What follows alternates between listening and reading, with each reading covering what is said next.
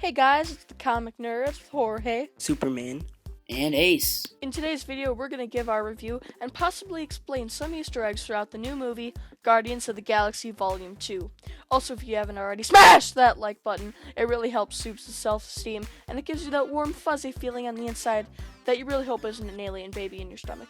Also, we do new videos randomly. Ooh, scary. So all you have to do is subscribe and turn on notifications so you don't miss any of our videos. So, without further ado, let's kick this video off, starting with Ace. Really quick before Ace starts, I'd just like to make it clear that this is a spoiler review. So if you don't want to be spoiled, you can quit out the video or go to our spoiler-free review. So no spoiled. It's all good. And that should pop up on the top right corner right now. Anyways, without further ado, here we go, Ace. Hey nerds, Ace here. I'm not going to restate what I said in my spoiler-free review, but I am going to elaborate on it as I said I was going to. In the third act, what made it so much better than the first movie was that we also had an awesome villain, which is actually something that we really haven't seen in a Marvel movie before. We originally thought the Sovereign would be the main villain, but it was really Ego the Living Planet. He truly thought that he was doing the right thing, which is personally my favorite kind of villains. It gives them an extra layer of humanity. And of course, an Easter egg to the comics, as we actually see Ego in planet form, though it is a blink and you will miss it moment. Speaking of Easter eggs, we see what many have been theorizing about for a while now is Stan Lee's character, if he has one, in all the Marvel movies.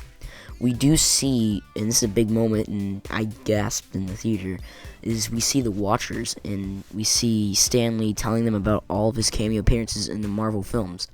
They will only see him mention the time he was a delivery man. This shows that he is a character in all of, at least, the Marvel Cinematic films. Or maybe all the films that he's been in, including the Fox Fantastic Four movies, because Stan Lee did play a delivery man in the Fantastic Four film. He played Willie Lumpkin. Overall, this was easily one of the best superhero films of all time, in my opinion. Maybe even the best.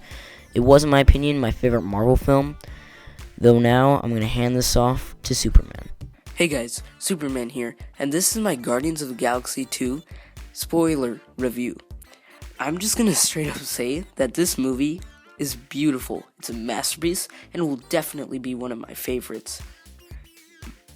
Like, the CGI? That was really good. I mean, other than the plot, that's a big thing that I look for. I mean, you guys might look for actors a bit more, and really how they did. Speaking of actors and how they did, Chris Pratt was, like, they just did amazing. And Chris Pratt never fails to make me laugh. Really, all the characters never fail to make me laugh. It's a hilarious movie, and despite it being funny, it was also touching, I guess. Especially when Yondu died. That, I'm gonna admit, like, it was pretty sad. And talking about more of the characters, Ego, the Living Planet, being the supervillain, was pretty insane and pretty cool. So that's just really what I think about the movie. So now I'm gonna hand this off to Jorge. Hello everybody, what's up? I just want to start off by saying that Guardians of the Galaxy Volume 2 was a great movie. It had tons of nostalgia, Easter eggs for comic fans, and it was great if you're just a movie lover in general. The soundtrack was amazing, just like the first one. ELO, George Harrison, Cat Stevens, the list just goes on. The characters were all portrayed masterfully, and the script was amazing. Tons of laughs, and it picked up really nicely from the last movie. It kept the hero inside each character, but it also kept the villain, the scoundrel, the dirtbag in them, which I always like. So, to kick off my spoiler review of Guardians of the Galaxy Volume 2, I'm going to start off by saying that Kurt Russell, who played Ego the Living Planet, aka Star-Lord's father, was great. I love Kurt Russell. He was really good, and he played it really well. Yondu died. What can I say? It was not the best. It was pretty sad, I have to admit.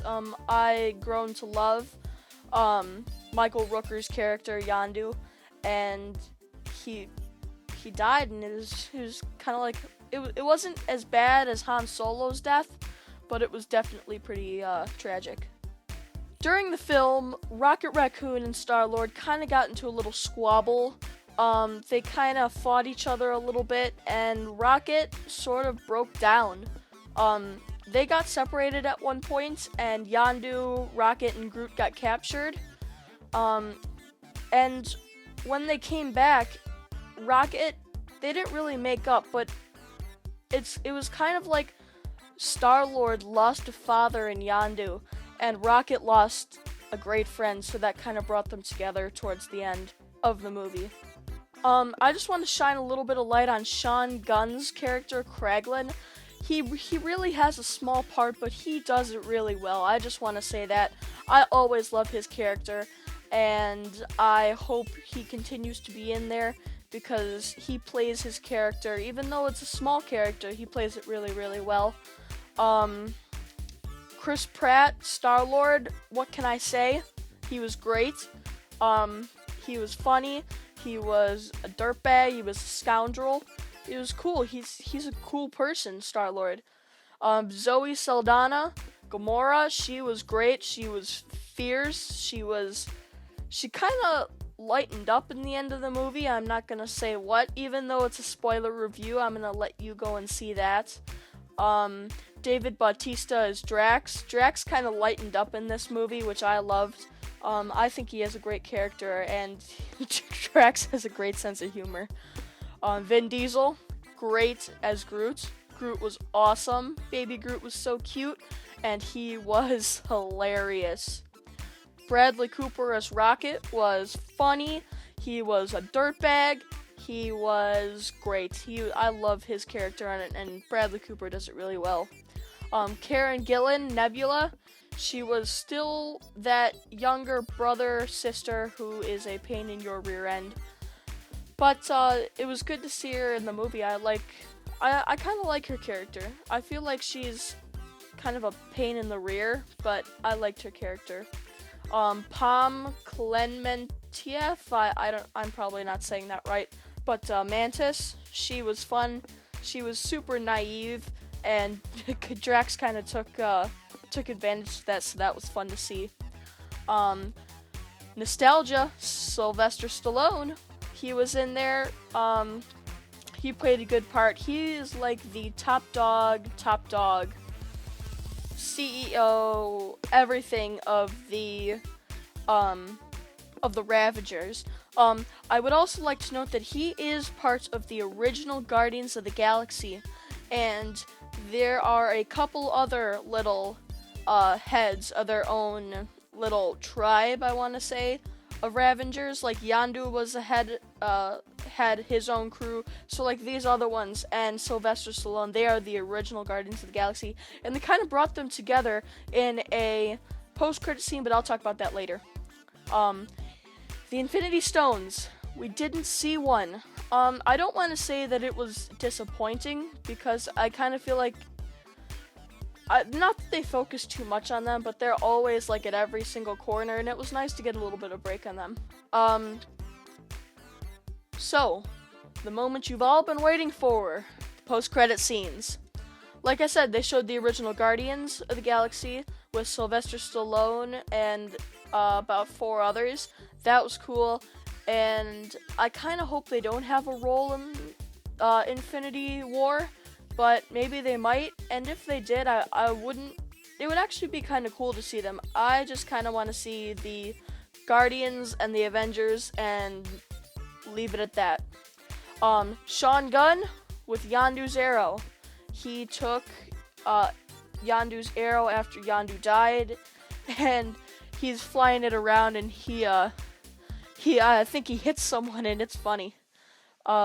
Stan Lee had a post-credit scene cameo with them he was explaining all his other cameos to the Watchers of the Universe. That is huge, everybody. That is huge, because Thanos is Infinity War, and that's just they're building the platform for Thanos to stand on. And this was definitely a huge pillar part of it. Teenage Groot. So we got Baby Groot, and then we got Teenage Groot, and he's playing a video game, and he's back talking, and that was fun. The biggest Easter egg, biggest anything in this whole entire movie was in the very last post-credit scene, and that was Adam Warlock. For those of you who aren't familiar with Adam Warlock, he is part of the Infinity Gauntlet comic book, and basically he's the guy who devises the plan and beats Thanos. Without Adam Warlock, there would be no Marvel Universe in the comics because he saved the universe from Thanos. He is the biggest part of this, and if they didn't add in Adam Warlock, we would not have Thanos, and they added him in. Thanos confirmed, as if it wasn't already because of the other movie. But goodness, this is just so huge. So that's our video. Make sure to like, comment, share, and subscribe. Also, please give some feedback on this video because it was our first time doing a movie review on our channel. So tell us if it was good or bad or how we can improve it. Just let us know anything in the comment section below, and also comment what you're currently reading right now. Anyways, this is Comic Nerd signing out, and as always, make sure to have a great day.